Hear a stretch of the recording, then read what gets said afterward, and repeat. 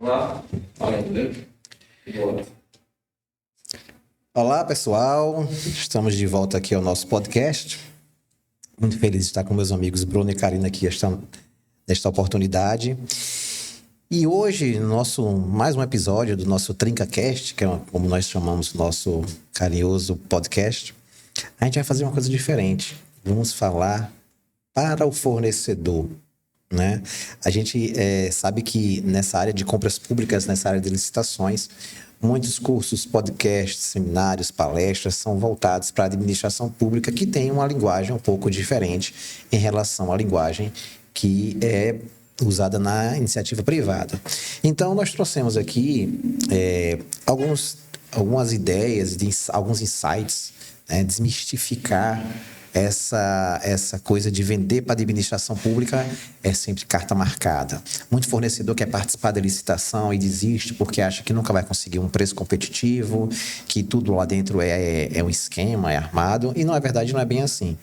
Os fornecedores sérios, os grandes parceiros da administração pública, né, são fornecedores, são empresas que fornecem para o governo, que está sempre comprando, está sempre adquirindo, contratando serviços. Então, a ideia da gente aqui é fazer um beabá, fazer uma coisa bem básica, vamos dizer assim, para que o fornecedor se sinta seguro em refletir melhor e começar aí sua jornada, quem sabe, no início de 2026, vender para o governo, começar participando de licitações para vender para o governo.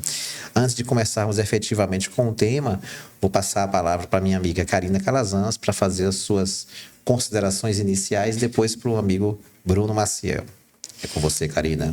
Então, pessoal, bom demais estarmos juntos novamente, né? Demos um tempinho, nosso podcast deu uma atrasada, correria, mas a pauta de hoje é muito interessante, vale a pena assistir para que vocês consigam vender para o governo com segurança, não é? E conseguir bons lucros, porque realmente é um negócio lucrativo.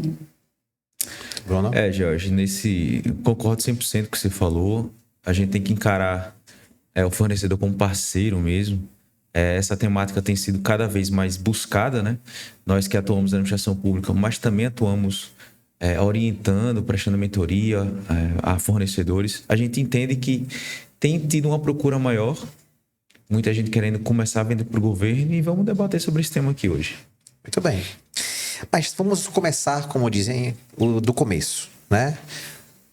O que é uma licitação, gente, né? Qual é o conceito de licitação? Quais são as suas etapas, né?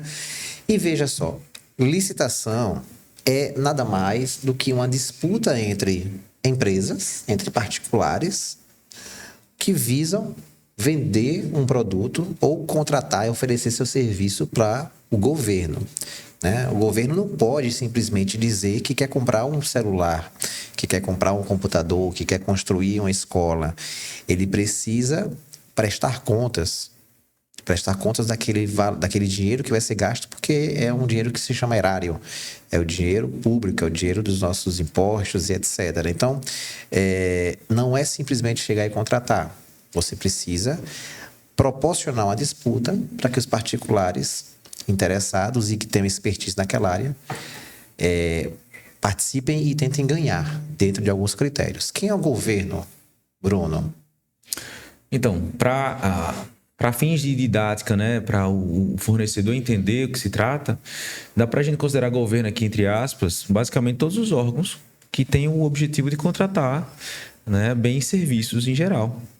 E a gente trata o fornecedor como parceiro porque a gente precisa dele para ter esses bens e produtos, serviços, para prestar à sociedade e à própria administração pública, movimentar a máquina administrativa, né, como um dever constitucional previsto lá no dispositivo 37, que a gente é obrigado justamente a fazer a licitação porque estamos usando o dinheiro público. Então, essa disputa é promovida pelo governo, então leia-se prefeituras, Estado, a União, empresas públicas, Petrobras, bancos em geral, DESO aqui no estado de Sergipe, né? Então, essas empresas públicas, autarquias, os órgãos em geral, todos eles têm essa obrigação, esse dever de fazer a disputa, né? Tá. Veja só, existe uma parte da disputa, Karina, que o fornecedor não enxerga. E essa fase ela sabe falar muito bem. A gente sabe que para o governo fazer uma contratação, existem pelo menos aí 3 fases macro, vamos dizer assim. Uma fase é a preparação do processo, a gente chama de etapa preparatória, onde o governo se organiza. A fase de seleção do fornecedor, que propriamente de ter a disputa entre as empresas e fornecedores, e a contratação. Karina, o que é que você pode dizer sobre a preparação do processo para que o fornecedor participe de uma disputa saudável? A preparação é o planejamento, não é, dessa licitação. É a palavra de ordem de agora. A gente bem sabe que quem planeja bem, compra bem, não é? Então, em algumas situações, o governo pode procurar o mercado nessa etapa de planejamento, através de publicidade, uma audiência pública, convocando a todos, sempre com isonomia, com publicidade, transparência, ouvir o mercado. Esse é um momento em que o fornecedor pode participar da etapa de planejamento, né? Para que essa licitação tenha bom êxito, a gente precisa saber especificar bem aquilo que a gente precisa. Então, a administração precisa conhecer um pouco do mercado, daquilo que vai pedir. É uma etapa burocrática, a gente precisa ter uma certa burocracia, na verdade, porque a gente, como o Jorge já falou, a gente está lidando com dinheiro público. Então, eu não posso fazer como eu faço na minha casa. Não é? Com certeza. E às vezes eu preciso fazer como eu faço na minha casa, na questão de procurar direitinho, pesquisar bem. Então a gente precisa realmente deixar tudo no processo, porque aquilo que não está nos autos não está no mundo jurídico. Quando o Tribunal de Contas vem fazer a fiscalização, ele olha o processo, ele não conversa com a gente, então ele não procura saber por que você não fez o planejamento, por que você pulou essa etapa. Então, essa etapa deve ser cumprida. É uma etapa em que a gente vai até o mercado, vê como é que esses preços se comportam, como é que comporta esse produto, como é que o mercado funciona, se eu posso fazer em grupo, eu posso contratar em itens. Então, tudo isso é interessante o fornecedor conhecer também, para saber como naquela licitação ele pode impugnar, colocou em grupo, né, reuniu vários itens em um grupo só. Não, aqui ele deveria ter desmembrado. Então, tudo isso é uma etapa de conhecimento, não só para a administração. O planejamento também é interessante que o licitante ele tenha conhecimento, porque ele pode até impugnar um edital por conta do planejamento. Só me permita interferir você rapidamente, só para deixar bem contextualizado para quem é fornecedor, quer começar a trabalhar com isso. A gente falou que licitação é uma disputa entre fornecedores para vender.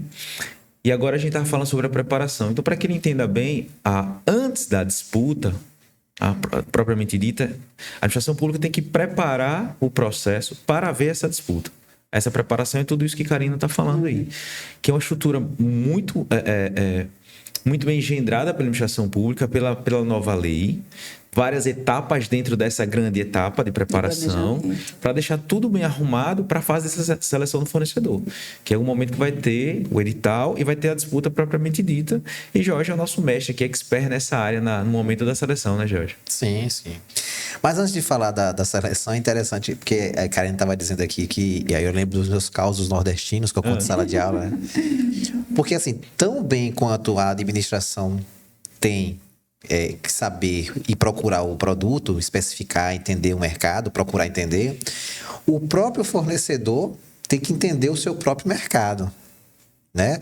Não adianta fazer como alguns licitantes que eu conheço, e vocês também, que vendem de alfinete a avião, simplesmente ver lá o produto, botar um preço, pesquisar rapidinho no Google e jogar lá o preço e vencer. Já aconteceu uma vez, é um perigo. É um perigo. Já aconteceu uma vez de eu estava conversando com uma pregoeira, eu fui lá entregar uma documentação de um processo que eu estava participando e ela estava conduzindo um outro processo de um outro segmento, no segmento de alguma peça de hidráulica, alguma coisa assim. O fornecedor ganhou a licitação e naquele momento ele ligou para a pregoeira e fez assim: moça, eu ganhei aí esse produto. Ele assim: o senhor ganhou, tem 2 horas para mandar a proposta. Ele: não, primeiro eu quero saber o que é isso. Aí não dá, né? Era bom você participou, você saber o que é. Não, eu lancei aqui, eu vou lançando os preços, depois eu vou... Então, assim, é importante você conhecer. E não é só conhecer pelo básico, conhecer para participar, cotando o produto um preço real. É conhecer para saber se o seu produto vai atender a especificação do edital, né? Se é compatível. Conhecer para conhecer os seus concorrentes, saber quem são os seus concorrentes, porque chega um ponto, como eu trabalhava com mobiliário, em que eu conhecia a especificação do concorrente nos editais que eu coletava. Então, eu já sabia, olha, esse edital aqui da empresa do nosso concorrente X, esse produto aqui é a cadeira tal deles. É nesse nível que você tem que conhecer, né? Para você saber onde é que tá pisando e não ter problema, né? Entender a logística de produção e comercialização, porque isso afeta no preço. Sim. Isso vai afetar no preço do seu produto, no seu serviço, né? E eu fazia até uma pausa rápida para você ver como a leitura do edital é bem estratégica nesse sentido. Inclusive, estou participando da licitação de um cliente e aí, de repente, o pregoeiro pediu a proposta dele e fez assim, ó... Eu mandei a proposta e aí recebi o devolutivo do pregoeiro, ó... Você não indicou os endereços da rede de atendimento presencial. Aí, meu cliente fez, Jorge, você não viu isso? Eu falei assim, não tem isso no edital, que eu tenho que colocar na proposta comercial a rede de atendimento presencial nas cidades onde você entregue os produtos. Aí o pregoeiro, o item tal do termo de referência. Quando eu fui ver, o edital dizia, esse item dizia assim, ele estava dentro do tópico. Considerações para dimensionamento da proposta. E aí tinha um item que tinha ter ou providenciar locais de atendimento onde serão entregues os produtos. Então, ele dava uma exigência para eu formular meu preço, mas ele não me pedia o interesse ali. É diferente. É diferente. Né? Texto mal escrito, né? Texto mal escrito. E no final das contas, eu acabei dobrando o pregoeiro e ele deixou a exigência para lá, né? Mas você tem que levar em consideração isso também, a logística, se você vai ter que colocar escritório, enfim. Vamos continuar o papo, porque senão eu acabo me empolgando aqui. Né? A gente tava falando que... eu sou meio enjoado, né? Eu penso naquele que tá começando, ele pode estar fuçando no YouTube e jogar... Olha, como é que a gente faz para começar? Sim. Então, a gente tá dizendo o seguinte, é uma disputa entre potenciais fornecedores para vender para o governo. O que é o governo? O governo são os órgãos públicos em geral. E o primeiro momento, antes da disputa, é preparar esse processo. Isso. E o fornecedor tem que ter em mente que a administração trabalha com processo administrativo, que é ali que ela conta a história da licitação. Sim. Ela junta documentos numa ordem lógica, né? Passo a passo, cronológica, que faça sentido, para que ele desemboque lá no edital. O edital é o quê? Um documento que traz as regras e chama os fornecedores a disputar conforme as regras previstas ali. Jorge contou a história de que o edital não estava bem escrito, gerou dúvida, gerou algum problema. Isso às vezes acontece, quem for participar da licitação acontece com muita frequência até. Sim, né? sim. Mas é isso. Então, depois da preparação, tem a fase de disputa propriamente dita e vencendo tem a fase de execução contratual. Então, para quem vai começar, tem que entender que a licitação ela se dá em 3 momentos: preparação, seleção do fornecedor, a disputa propriamente dita e execução do contrato. Quem entregar o produto, prestar o serviço, por aí vai. E nos mesmos termos... A execução é nos mesmos termos do edital que você participou. Tem de ser. Tem de ser. Então, a regra está ali do jogo, ela não pode ser alterada depois. Né? Então, você tem o caderno de execução junto ao TR, está lá como é que vai ser a execução do seu contrato, como é que vai ser a fiscalização. Né? É interessante ler, porque até a execução contratual impacta na sua elaboração da proposta. Com certeza absoluta. Na verdade, dessas 3 fases aí, eu diria que o fornecedor tem grande responsabilidade em 2. Né? Ele não tem responsabilidade na fase preparatória. Em que pese, muitas vezes, ele ter acesso, de alguma forma é público o documento, ele pode... De alguma forma ele participa. Né? Pode ser consultado numa pesquisa de preços, isso. Ele... Né? Pode ser chamado a audiência pública, de alguma maneira ele participa, mas quem chancela aquelas informações é a administração. Então não é uma responsabilidade que né? É importante saber que ele tem responsabilidade na hora que ele começa a participar da licitação. Sim. E muito mais ainda quando ele é contratado. E nesse ponto, quando ele falou a responsabilidade, é bom deixar claro aqui que o caso que você contou do cara, moça, o que foi que eu ganhei? Isso aí com certeza... no meu entender, deveria gerar um processo administrativo para apuração, caso ele venha a declinar, caso ele venha a acabar devassando para o processo administrativo, né? Abrir um processo para apuração dessa conduta dele. E vem ocorrendo muito. Infelizmente. Venho conversando muito com o pessoal e tem várias empresas que participam, vamos dizer, no interior, lá no norte. E aí, entrega de botijão de gás. O cara não vai sair daqui já do Centro-Sul para entregar lá, entendeu? Então, assim, aí, não é para entregar aí, eu não posso, não. Atrapalha. Às vezes a administração foi até o final na hora de assinar, precisando com urgência. Então, tudo isso gera Certeza. abertura de processo sancionatório. É isso, gente. Exatamente. O pessoal acha que o simples não atendimento à convocação para enviar uma proposta depois do processo. Estou falando aqui da fase de seleção do fornecedor. Então, ele acha que o simples fato dele não mandar a proposta, deixar por isso mesmo, já é, entre aspas, uma punição. Ou mandar Eu vou perder o processo mesmo. Solicitando, achar que aquilo ali já está resolvido. Isso gera um transtorno para a administração sem tamanho. Você pode perder um processo por causa disso. Né? É importante destacar essa responsabilidade aí nessas duas fases grandes aí, né? E, como eu disse, Bruno, estude e conheça o produto, né, que você deseja vender para a administração. Saber bem as especificações do produto. Com certeza. Vai começar a trabalhar com a administração pública. Você quer firmar um contrato. E aí, os temas estão intercalados, né? Quando você falou que tem empresas por aí que vendem alfinete a foguete. Eu gostaria muito que isso diminuísse cada vez mais. Porque, às vezes, é uma empresa que pode ter esse tipo de conduta de se arriscar a vender qualquer coisa sem ele ter um conhecimento que deveria do produto. Porque a administração, ela tem de saber o que ela precisa, o que ela quer, mas a gente espera que o fornecedor saiba mais do que ela. Sim. Que ela conheça muito melhor sobre copo de vidro, tamanhos, medidas, logística, forma de fabricação, entrega, tributação envolvida nisso aqui, muito mais até do que a própria administração. Sim. Então, é importante que o fornecedor ele seja bastante profissional, ele conheça o nicho dele, o segmento dele. Porque se houver, um impacto internacional sobre o preço de um produto, sobre o frete de produtos vindo da China, por exemplo, a gente acha que não impacta no nosso dia a dia. Talvez numa compra de microfone, em produtos de informática. Então você vai entrar em que área? É só vender mouse, é fácil. Será? É tão simples assim? Quem são os principais fabricantes? Como é a rede logística? Como é a entrega? Como é a precificação dele? Como é que se dá a precificação dele no mercado privado e no público? Então, vai entrar na licitação, conheça muito bem o mercado, conheça muito bem o que é que você está fazendo. E se você quer vender tudo, você não vai saber de tudo. É impossível. É impossível. Do lado de cá, a administração pública, às vezes, tem um pregoeiro. Para quem não sabe, ele é o condutor da disputa, né? Ele vai julgar processo de tudo que é tipo de objeto.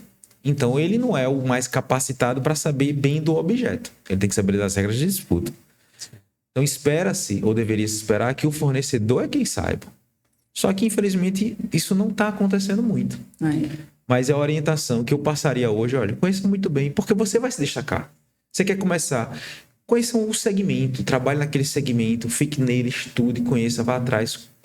E aí você vai conseguir se dar bem, do que sair atirando para todo lado, querendo vender qualquer coisa para o governo. Sim, e ficar atento que sua proposta vincula. Com certeza. Seu produto que está ali naquela sua proposta, se você está dizendo que você atende às condições de edital, se você coloca uma marca, um modelo daquele produto, é porque ele atende àquela exigência da administração. Dizer que atende, no momento da entrega não atender, também pode sofrer sanção com isso, né? Muito bem. A gente destacou aqui algumas nuances que envolvem essa precificação, né? Um dos grandes problemas da administração, fornecedor que está nos ouvindo, é o preço. Inclusive, assim, eu tenho clientes que eles estão quase desistindo de participar da licitação porque a especificação, o preço estimado é muito ruim. Né? E aí, se o fornecedor não tiver bem antenado como o preço dele é formado, ele pode achar que ele pode confiar no preço estimado da administração e tomar uma bela de uma rasteira. Né? Então, por exemplo, pode vir lá dizendo que um microfone estimado no edital, o preço estimado é R$100. Se o fornecedor não tiver conhecimento do seu próprio preço, ele pode dizer, não, se está R$100 lá é porque a administração disse que R$100 paga, então eu vou participar com R$100. O que quer vender tudo não sabe. O que quer vender tudo não sabe disso. Não sabe. E é importante dizer assim, né? Didaticamente falando, como o Bruno sempre alerta, o preço estimado da administração é vinculativo. Ele vincula a administração. Ela não pode contratar 1 centavo acima daquele preço. Então, se ela disse no edital que está disposta a pagar R$100 no microfone, ela não pode pagar R$101, certo? Então, por isso a importância de você entender que a estimativa, ela obriga a administração a comprar daquele preço para menos. E aí você precisa conhecer o seu preço. E às vezes, quando a gente vai em busca de um preço, como antigamente, os 3 preços, 3 fornecedores, que graças a Deus, agora é em última hipótese, devidamente justificado, com todos os cuidados possíveis, você tem um sobrepreço. Então, às vezes, você está com o seu valor estimado. Eu vi um exemplo de uma licitação um dia desse, que o valor estimado estava 1.800.000. E foi contratado por 497 mil. E aí, eu conversando com a técnica, ela disse, olha que economia que nós tivemos. Eu disse, ou não, né? Será? Aí eu, por curiosidade, fui para o portal do Licitanet olhar.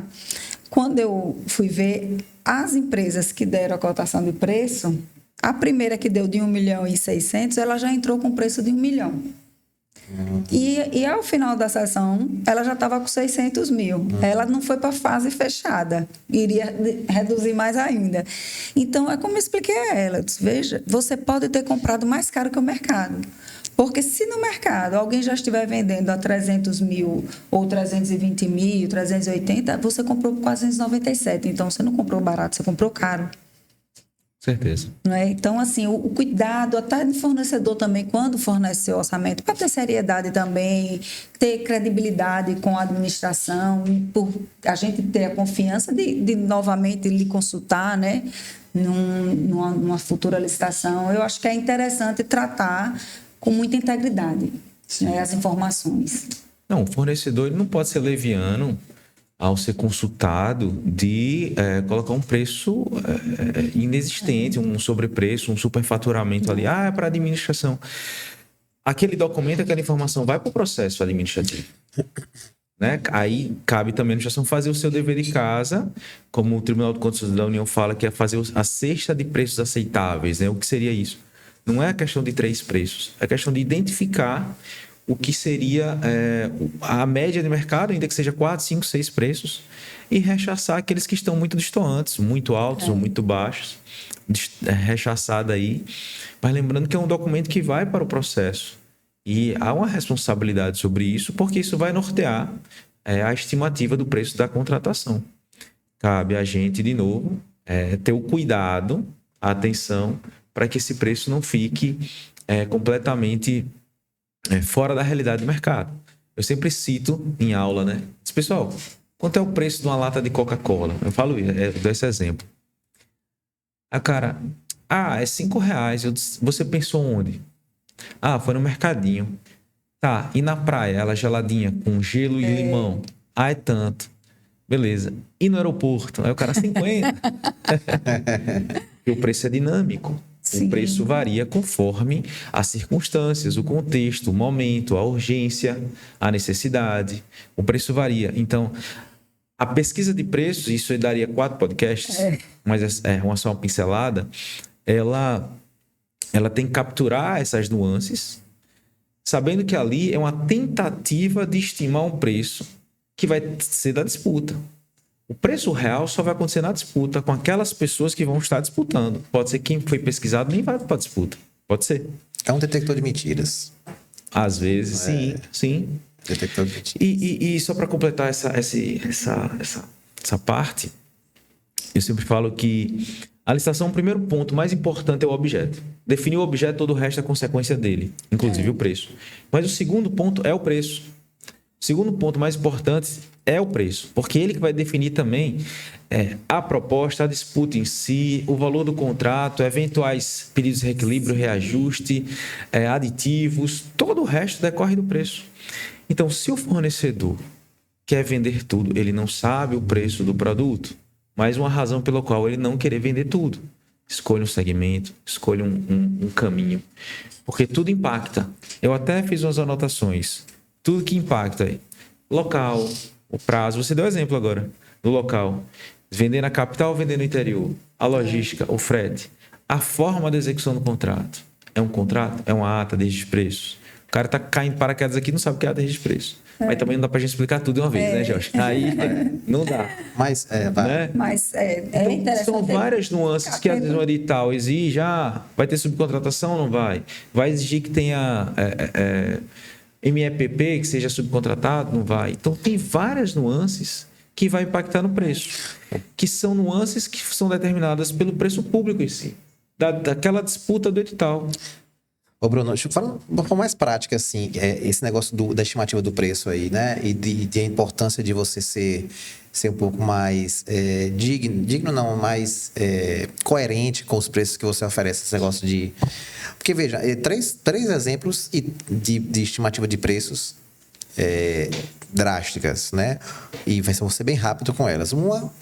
Um cliente meu participou da licitação e ele não queria perder o processo, porque era na cidade dele, era uma ata de registro de preço, ele baixou demais. Porque ele não queria perder o processo. Faz sentido? Faz. Mas ele não conseguiu vender para nenhum carona.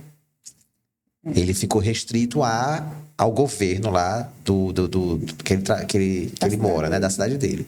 Esse é um caso. Outro caso foi um outro cliente que ganhou uma ata de preço com os preços tipo 30% acima do estimado do edital. Ele conseguiu reduzir, não me desculpe, 30% acima do preço de tabela dele. Um preço de tabela é o preço normal praticado. Ele conseguiu ganhar com 30% do preço dele de tabela, mas o preço do edital estava alto demais, né? E aí ele não conseguiu vender essa ata para ninguém. Por quê? Porque o preço estava alto e depois constatou-se que esse preço não era praticável. Né? E um outro processo que aí foi a empresa que eu trabalhava, ganhou, e a pregoeira foi esperta o suficiente para perceber o seguinte, que o preço dela estava muito alto. Nós insistimos em vender, em que o processo fosse homologado com o preço que a gente ganhou, que era tipo 50% a mais do nosso de tabela, e ela preferiu diligenciar a área demandante para fazer uma nova estimativa e perceber que o preço estava muito alto. Então, não adianta você bancar o esperto. Você vai perder de alguma forma. Ou se você vender muito baixo, você vender muito alto, né? Então, a ideia é você ficar ali no preço justo, né? Mas, o Bruno estava falando de algumas nuances, né? Uma delas é a logística de entrega. Com certeza, isso impacta muito. Principalmente se for ata em que você vai entregar várias vezes de forma fracionada, pequenas porções, né? Você imagina que você venceu um produto, um item, e vai entregar... Lá tá na sua contratação, por assim dizer, 1.000 itens para entregar. Opa, massa, ótimo. Só que aí a administração, o órgão começa a pedir de 10 em 10. E nem pede os 1.000. Não pede nem 100, 10%. Sei lá, pede 70 itens.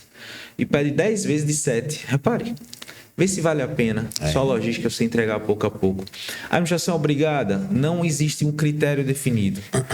A gente tenta orientar para que a administração diga, olha, vamos pedir no mínimo 50, 100, diga no mínimo quantitativo, para que o fornecedor tenha uma ideia de quanto vai custar cada entrega. Porque isso impacta no preço lá da proposta. Né? Então, a forma de executar vai impactar no preço da proposta. É na capital? É no interior? É numa central? É em quantas vezes? Tem algum prazo específico? A cada 15 dias? A cada 30 dias? Qual é o nicho do mercado? São gêneros alimentícios? Você tem um prazo de troca muito rápido também? Porque não chegou... pode ter um estoque, né? Então, grande. Assim, tem tantos impactos que... mas eu já sou um fornecedor, eu já trabalho no mercado, na minha área, ótimo, melhor. Só que não fique preso às ideias que você tem só no seu mercado, porque o mercado público é um pouco diferente do mercado privado. Sim. Funciona de outra maneira. Mas, claro, é muito melhor que você já tenha experiência no privado, porque você vai ter essa noção toda de precificação. Provavelmente você vai conhecer um pouco sobre os tributos, né? Como é que funciona o tributo de cada lugar. A repercussão que pode ter alguma política sobre aquele produto, aquele nicho de mercado, se teve um aumento, se teve uma instituição de imposto novo do governo. Então, tudo isso, o fornecedor que é mais experiente, ele vai saber identificar isso na sua precificação, ainda que seja vender para o governo. Existe um dos pontos que nós destacamos aqui, que é esse, eu gosto de conversar, é sobre sustentabilidade.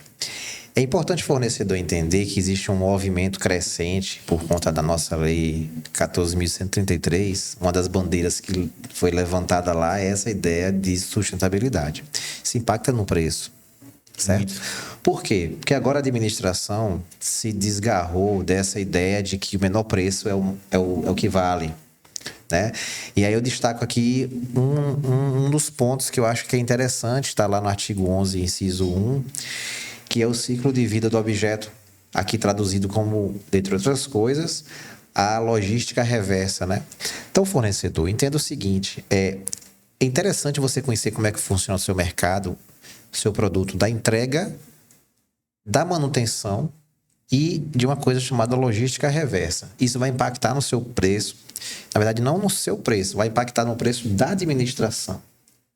É interessante ele entender como é que funciona essa ideia de logística, de ciclo de vida do objeto, que é você ter o dimensionamento do preço, desde a entrega do produto até sua manutenção e descarte, ou reaproveitamento por outra forma, porque isso vai impactar no preço da administração, e se você estiver ligado nisso, for um fornecedor mais experiente, ele pode usar isso como argumento na fase de planejamento. Perfeito. Não na fase de planejamento, na fase preparatória. Perfeito. Né? Para dizer assim, ó, você aqui, você publicou esse edital com essa estimativa? Sim, e você não está... Você não está considerando algumas nuances novas, algumas coisas novas que estão vindo aí. E o meu produto está preparado para isso. Ou até ele colocou no termo de referência, mas não refletiu isso no preço estimado. Isso. Ele não soube fazer a pesquisa corretamente. Isso, Aconteceu isso uma vez, logo no iniciozinho, uns quadros brancos que tem que ser com madeira de reflorestamento e já tem um certificado. E aí, na licitação, não tinha a exigência. E aí o licitante impugnou o edital, dizendo que tinha que ter, realmente tem uma lei, tá bem, já estava regulamentado. E eu lembro que a área técnica disse, não, que é mais caro. Eu disse, não é assim, não. Não é mais caro. É requisito em lei especial e a gente tem que cumprir, a gente vai ter que ajustar isso aí por questão de sustentabilidade e até a durabilidade do bem. Então, o caro sai barato, né? Ou o barato sai caro. Então, vamos ficar atentos. Aí foi refeito para atender esse critério de sustentabilidade. Então, às vezes a gente diz, é mais caro, mas você tem um produto melhor, não é? Então, é Mais isso aí durável. que é mais durável, é isso aí que a gente tem que estar atento. É a ideia do ciclo de vida do objeto. Sim. Vale muito mais a pena você ter algo que dure, né? Sim. Aí eu estou retomando a sua fala inicial. Algumas coisas a gente pensa como se fosse nosso, de casa. E às vezes você vai comprar o que você sabe que é melhor, justamente porque vai durar mais, que vai trazer um maior retorno para você ao longo do tempo, né? Que você, a gente dá sempre o exemplo de equipamento de tecnologia da informação, que às vezes o produto é mais caro, mas sua manutenção é mais barata, Sim. né? Que pode durar mais tempo. Ou então, como é que se diz? Impressora em que você troca menos o cartucho, você usa o toner que dura mais tempo. É pensar no ciclo de vida do objeto que impacta na precificação. E os dois lados ele tem que pensar. A administração, que já começou, e o fornecedor também tem que pensar nisso para a sua precificação. Não sei se foi você ou se foi o professor Marcos Alcântara que comprou uma cafeteira. Eu conto a história do professor Marcos Alcântara. Então conte aí. Eu conto em todas as minhas aulas, entendeu? Porque... Acho que eu nunca ouvi essa história. Nunca ouviu? Não estou Porque você lembrado. nunca foi meu aluno. Não. Não, a história é simples. Ele comprou uma cafeteira Illy.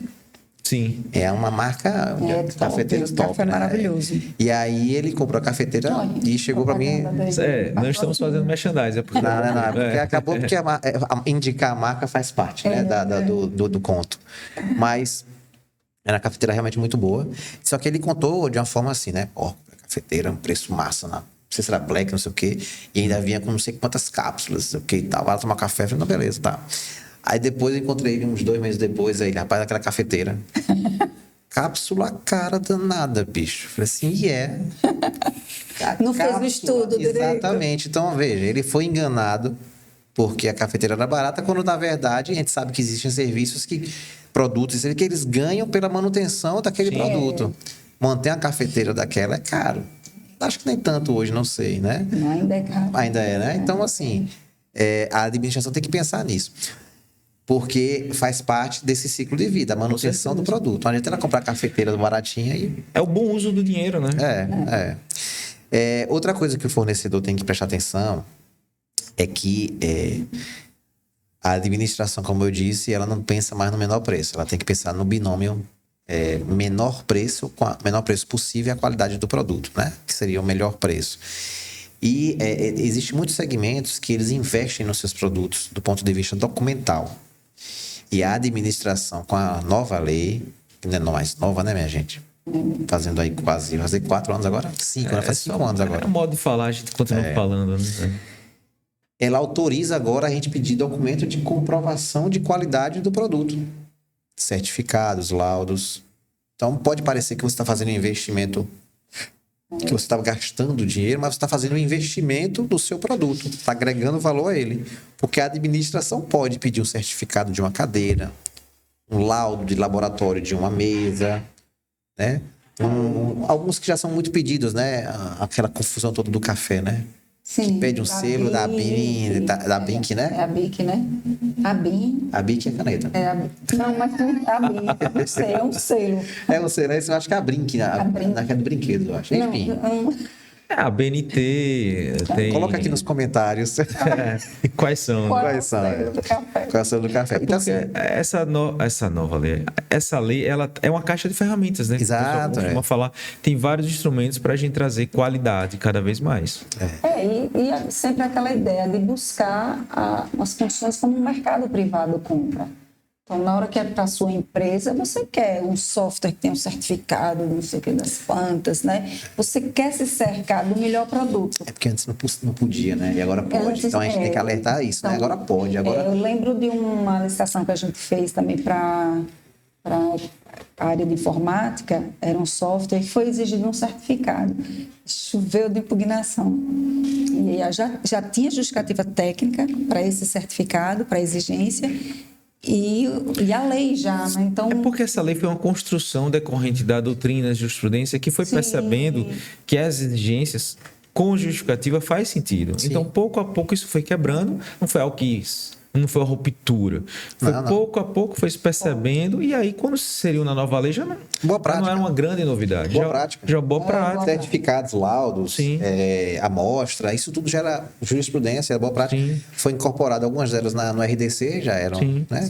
A Lei 14.073 traz muito do RDC, né?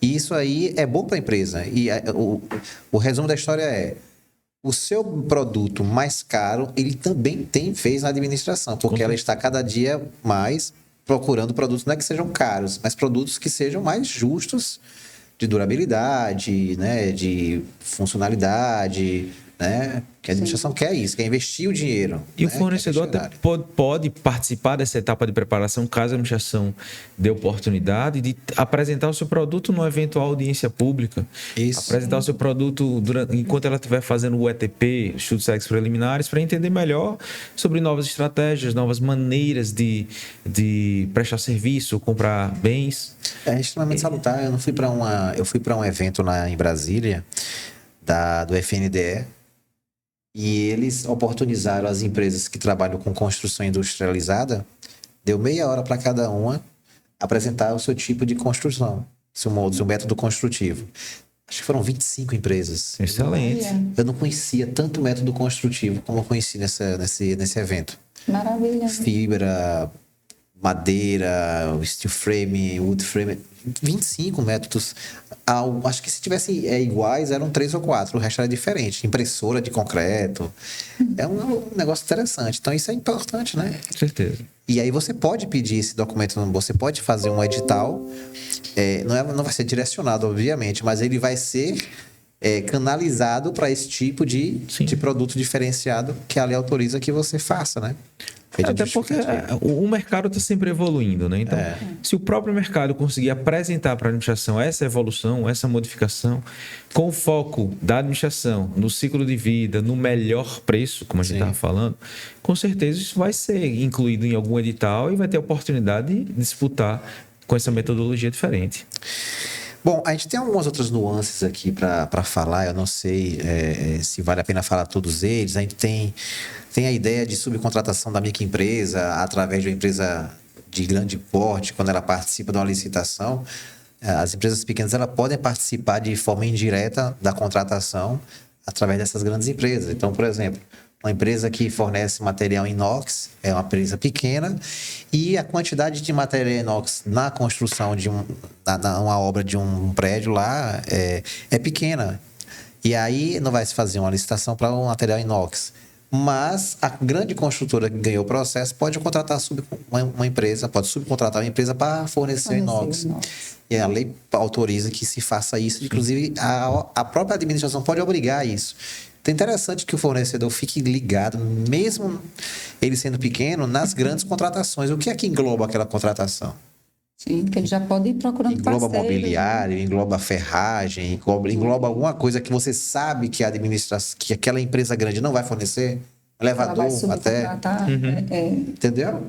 Porque ela pode participar dessa forma aí também indireta. Com certeza. Né? O que mais podemos falar? O programa de integridade, o tal do compliance. Está cada vez mais, né, aparecendo aí. Aqui no estado de Sergipe tem uma lei específica sobre isso, outros estados também têm, já, que é a tentativa de você...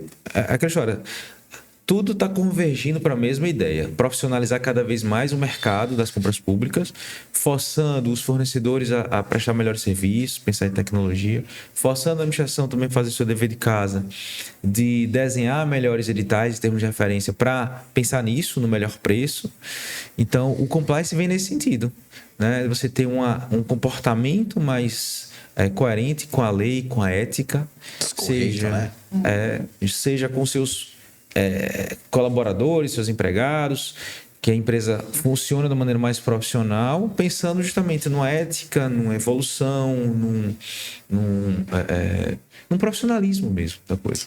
Sim, e ver que isso é bom para a empresa, porque hoje você tem contratos de 5 anos, podendo ser prorrogado por mais 5. 10 anos. Né? Então, assim, você tem que ter esse trabalho mesmo dentro da sua empresa para que você tenha todo esse suporte, não é, de integridade, esse seu programa ser bem trabalhado, bem difundido com seus funcionários, para que o seu contrato ele possa ser perdurado, né, durante esses 5 mais 5 anos. Lembrando que tudo isso são pontos que podem impactar no preço, na precificação. Né? A gente está só abordando agora o objeto e a precificação em cima desse objeto para fins de apresentar proposta. Né? Então, são pontos que devem ser observados pelo fornecedor para efeitos de propor o seu valor. Sim. E um deles, eu não sei se você vai conseguir falar todos, que eu acho que é importante a gente falar de como é que a empresa deve se fortalecer do ponto de vista documental para participar da licitação. Mas antes disso, acho que tem mais um ponto que vale a pena falar, que é ele observar quando a licitação ela é aquela licitação pulverizada por item, quando é por lote, quando é global. Né? Eu, assim, sou altamente crítico das licitações que são muito pulverizadas, muito feitas item a item, né? Eu já tive que fazer licitação, eu como pregoeiro, de material de construção de 120 itens. E aí eu tinha cano de meia polegada, cano de 1 polegada, de 1 polegada e meia, cada fornecedor ganhando item. Fornecedor, o que é importante você saber? A licitação ela pode ser para você fornecer tudo de uma vez só, que é uma licitação global. Então você vai fornecer o copo com a xícara, com a jarra. Tudo isso vai ficar a critério de um único fornecedor. A licitação pode ser dividida em lotes, que eu acho que é a mais coerente em muitos casos. Então eu tenho material de construção, eu divido um lote material elétrico, outro lote material hidráulico, outro lote alvenaria, construção, né? E tem uma licitação por item, que aí esse é que é o mais perigoso, porque você não sabe, se for um registro de preço, por exemplo, quando você vai entregar, quanto você vai entregar, e você fica vinculado 12 meses. Então, por exemplo, você pode ganhar uma licitação de fio de cobre e fornecer 10 metros de fio. Né? Depois, mais 20 metros de fio, enfim. Esse é o lado ruim para o fornecedor, mas para a administração também tem um lado ruim. Tem também. Né? De você pulverizar demais, ter que lidar com vários fornecedores, várias contratações. Gerenciamento contratual. Itens que podem, de repente, não se harmonizar com o do outro fornecedor. Padronização. Perder a padronização. Participação na disputa. Pode gerar uma série de problemas para a administração também. Eu entendo que, às vezes, é ruim para os dois. Sim. Com certeza é ruim para os dois. Gerenciamento contratual de um processo desse de 120 itens, você fazer vários contratos, pode ter 120 contratos. Em tese, pode. Em tese pode. Então, isso também impacta no seu preço. Fornecedor que... Imagine para a administração gerenciar esses 120 fornecedores. Vamos dizer que 120 não, cada um ganha 4. Essa que eu fiz. 4 lotes, 30 fornecedores. Essa que eu fiz, foi essa que eu fiz, 120, eram 128 itens. Eu tive problema para gerenciar a planilha de quem ganhou o quê? Uma planilha imensa, aí eu botava empresa A, B, C, D, os itens aqui, essa ganhou X, aí fazendo um tipo... xizinho para poder... batalha naval, assim, localizar. X aqui, esse tal, não sei o quê, para depois fazer o contrato. Então, uma loucura. Quando a gente pensa em eficiência administrativa, às vezes a gente não leva em conta isso que a gente está falando. O custo administrativo, o tempo você teve do seu trabalho. Você não está lá para isso? Mas eu estou para trabalhar e tentar tornar o processo mais eficiente possível. Você está tornando o processo mais custoso para a administração. Você está perdendo um tempo enorme de algo que poderia ter sido muito mais enxuto, mais reduzido, se não fosse tantos itens assim. E quando não, vem a recomendação, né? Às vezes no parecer jurídico, para que faça de cada item desse a reserva de cota. Beleza. Que aí é outro podcast. E vão para 240 itens. Outro podcast.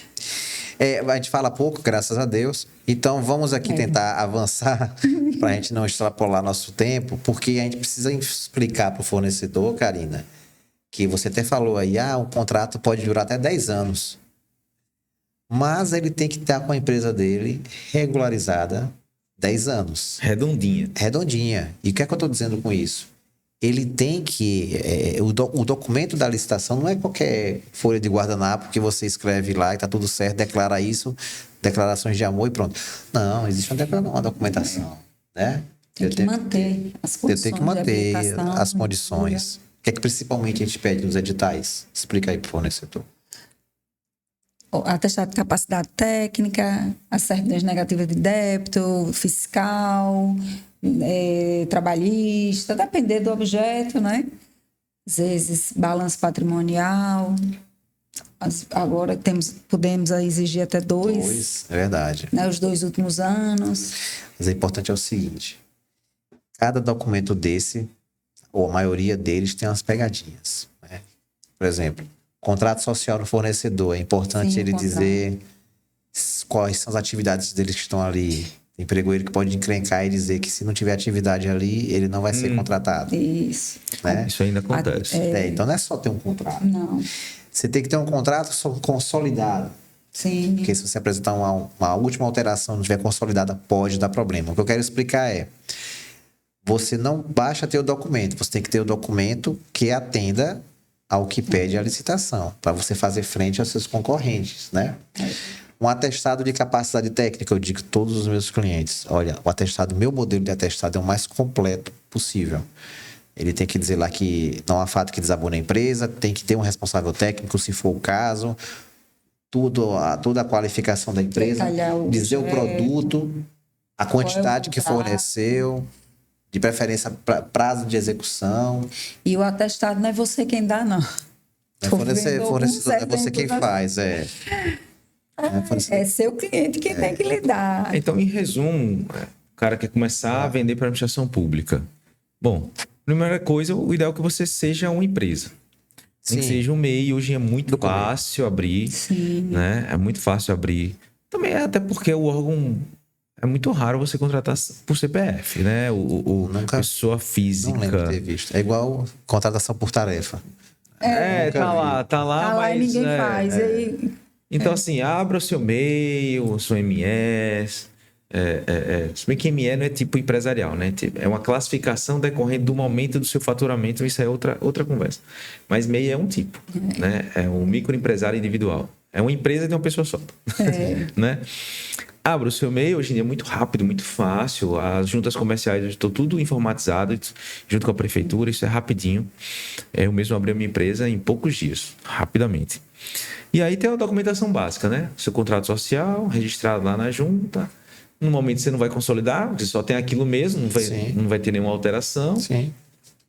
E aí, suas certidões de regularidade fiscal, estadual, municipal, trabalhista, FGTS, previdenciária, civil, não, falências. O que mais? Mais alguma?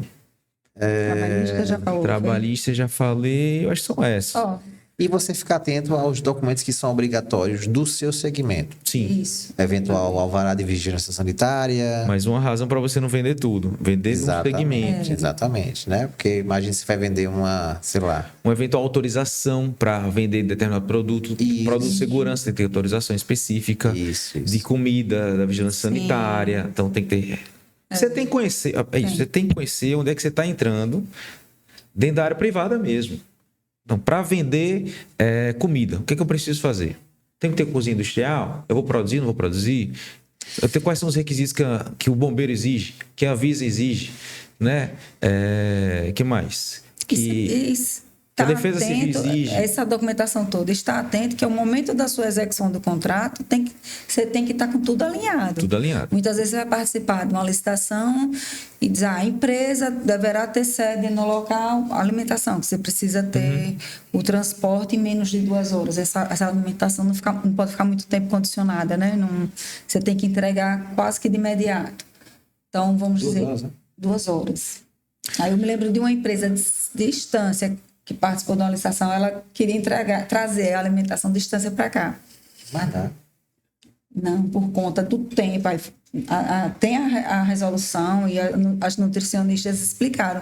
E estava no edital o tempo de preparo, ele não pode ficar meia hora rodando na cidade. Essa alimentação, porque vem tampada. E já tivemos um problema. Se for, então, a alimentação hospitalar, acho que a hospitalar é produzida dentro do hospital. Daqui a um dia com teletransporte resolve isso daí. Drone. Com drone, né? Um drone, tipo, mas o que a gente tem que falar é isso. né? Mas, assim, tem esse cuidado. Aí eu vou poder fazer a licitação porque ele disse que com 60 dias de assinatura do contrato eu posso estar com minha autorização de funcionamento. Só que você vai depender da vigilância sanitária local para lhe dar esse alvará. E muitas vezes não consegue naquele tempo. Então é isso. A empresa tem que estar regularizada, redondinha perante o fisco, perante a sua existência jurídica. Né? E correr atrás de atestados que, eu nunca participei, como é que eu vou ter um atestado? Vá atrás das vendas e serviços que você já fez, perante particulares, pega algum modelo de atestado, busque em editais também, que não é difícil, ainda falar sobre busca por editais. Até esse exemplo que Jorge falou aqui, de uma grande empresa que subcontrata uma ML. Você não tem um atestado, mas você está na subcontratação dessa, você pode receber um atestado. Sim. Não é? Então já vai fazendo o seu... Seu dossiê, né? Seu dossiê. Eu acho interessante até apontar isso mesmo, né? Eu sou fornecedor 0. Posso amanhã fornecer para a administração pública? Não sei, acho que não. A não ser que você comece ali com as dispensas de licitação, que são processos menores e a documentação é reduzida, né? Nem sempre tem atestado. Nem sempre, talvez se consiga. Mas se abrir a empresa hoje e amanhã você querer uma empresa decidir se tu participar lá onde eu trabalho, ela foi fundada agora em agosto. Já é julho, e ela não tinha nenhum atestado no nome da empresa. Vai vender na iniciativa privada. Então, não tinha, era tudo em nome do responsável técnico, mas a edital exigia o nome da empresa e do responsável técnico. No nome da empresa não tinha nada. Então, assim, dá para vender para o governo empresa nova? Dá, mas assim, você tem que fazer o básico, né? Além de preparar sua documentação, você tem que estar preparado tecnicamente. Não preparado tecnicamente também, mas você tem que mostrar para a administração que está preparado tecnicamente. Você mostra para o atestado, em regra. Você mostra para o atestado. Né? E, pessoal, último ponto aqui. Tem a empresa pronta, está preparado, está tudo regularizado, já estou com o meu preço formatado, tudo certinho. Onde é que eu encontro esse bendita licitação? Onde é que eu encontro esse edital? Diga aí. Como é que eu faço para encontrar os editais? Primeiro ela tem que definir onde ela quer disputar, né? Qual é a abrangência, qual é a área que ela quer disputar. Eu quero disputar só no meu estado, só no meu município. Eu tenho logística para vender para outros órgãos, em outros estados. Então ela vai procurar por aí. Todos os órgãos têm sua aba lá de licitação, de transparência, que vai ter lá essa informação. Hoje está muito fácil achar. Muito fácil. Você digitar licitação no Google, você já vai conseguir um monte de coisa. Editais de licitação vai conseguir também. Se cadastra no portal, né? Isso, e aí começa a se cadastrar. Seleciona o seu ramo de atividade, você recebe e-mail. E o que é o portal, Karine? Explica pro pessoal. Portal de licitações. Tem vários, né? Tem o Licitanet, tem o Compras Governamentais, que é o do governo federal. E fazendo o cadastro num portal desse, até no portal do município, né? Ou do estado. Você faz seu cadastro no portal, toda licitação que ela é publicada, você recebe um e-mail, pelo menos assim, no portal do Aracaju Compras. Você seleciona o seu ramo de atividade e toda licitação que a gente sai, clica lá o ramo de atividade e vai. Bem assim também o Licitanet. Você coloca o ramo de atividade que sua empresa vai atuar, todo edital que sair, você recebe um e-mail, acesse lá o portal e vê qual é o edital, se lhe interessa, para participar. O portal é o dever de transparência. Na verdade é isso. O portal existe como dever de transparência da administração. Então, o portal é o local onde a administração divulga e muitas vezes nesses mesmos portais ela realiza as suas licitações, as suas compras, porque hoje, em regra, fornecedor, as licitações são eletrônicas. Então, os portais servem para promover as licitações, realizar, lá mesmo vou ter disputa de lance, lá mesmo você vai cadastrar a proposta, vai mandar a proposta, vai mandar a habilitação e você vai disputar ali mesmo e finalizar o processo ali mesmo, né? Eu até digo que os portais servem até como ferramenta estratégica para os licitantes saírem coletando documentos dos seus concorrentes, né? Porque é público, então lá tem a documentação toda disponível e você pode baixar. Então, para isso que servem os portais das licitações. É importante você saber o seguinte, não é porque você encontrou uma licitação em Manaus que você vai, seu produto é bom e tudo mais, você vai cadastrar preço nesse portal lá de Manaus para participar, porque é bom participar da licitação daqui no conforto da sua casa, do seu escritório, né? É tranquilo, você cadastra a proposta, dá o lance. Alguns encaram até como jogo de videogame. O problema é o depois, né? Isso. É bom deixar claro que a gente está em Sergipe, Aracaju, então se Jorge citou o exemplo de Manaus, imaginando uma empresa daqui, o que geraria talvez uma dificuldade logística de entrega para lá, né? Agora, uma empresa de Manaus, tudo bem. É verdade. Né? Então, assim, explicar a diferença, né?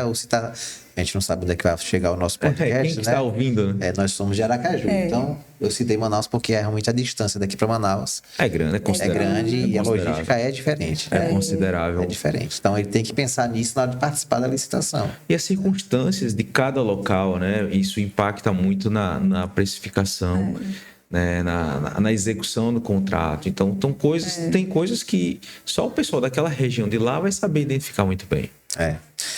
É isso aí.